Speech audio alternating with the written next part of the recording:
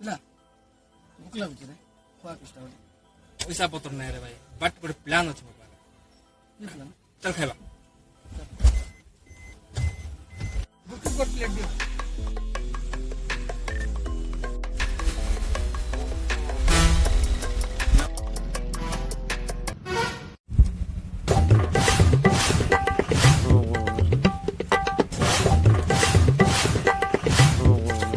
plan କରୁଛି ଧ୍ୟାନ ଶୁଣ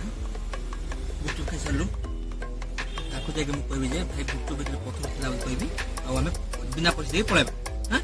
ତୋର କାମ ହଉଛି ତୁ ପଥର ଆଣିକି ଗୋଟେ ବେଟା ତାକୁ ମୁଁ ଡାକି ଆଣିଛି ତୁ ପଥର ଆଣିଲୁ ହଁ ତୁ ପଥର ଅଛି ଭାଇ କଫି ବି ପିଲା ଦୋକାନ ହଁ ଭାଇ ଦେଖା ଭାଇ ଦେଖା